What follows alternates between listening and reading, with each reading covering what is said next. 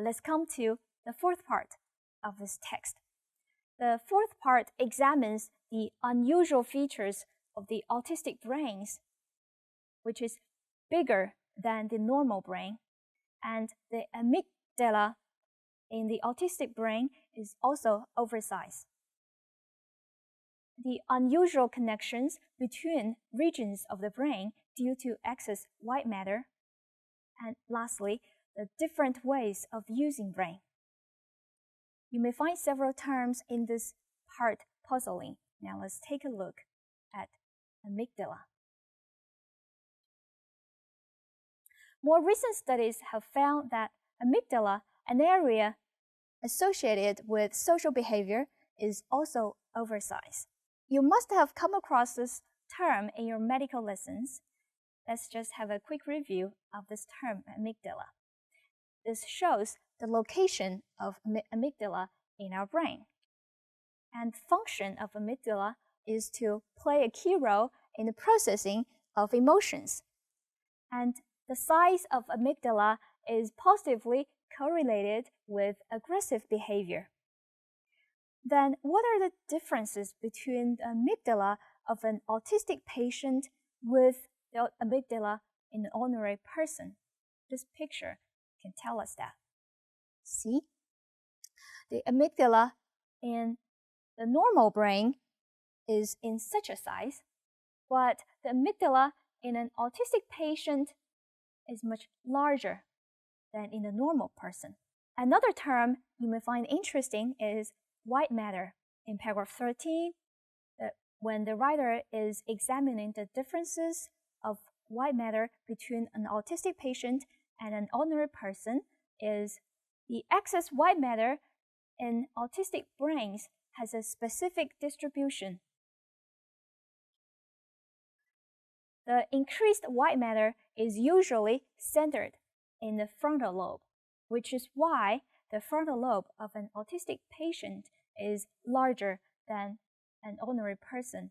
And the white matter is composed of thousands of bundles of axons which are responsible for transmitting messages. And this increased white matter makes it difficult for the left and the right side of the brain to communicate messages to each other. How does the white matter increase influence the autistic brain? Let's take a look. So here's a comparison between the normal brain and the autistic brain. As you can see on the left, the picture shows how the messages are conveyed or transmitted through the brain. There is sufficient interaction between the left side of the brain and the right side of the brain. While in autistic brains, the link between the left side and the right side is very weak. And that is why the message is only transmitted in one side of the brain. Then, we'll have a summary of the kinds of medical professionals mentioned in the text. There are many different kinds of medical professionals involved in the diagnosis and treatment of autism. In paragraph 12, there is such a sentence: neuroscientist Eric Korchesny at Children's Hospital of San Diego says something. And here, Eric, he is a neuroscientist.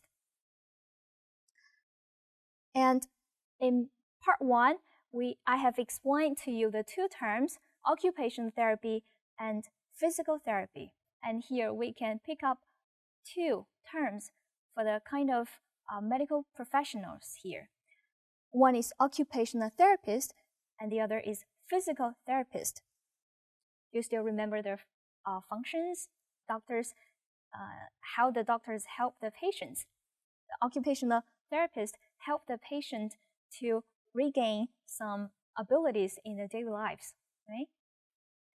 Another medical professional you can pick up from the text is nutritionist from paragraph 2, and psychiatrist from paragraph 6, toxicologist from paragraph 10, and a pediatric neurologist from paragraph 13, and psychologist from paragraph 14.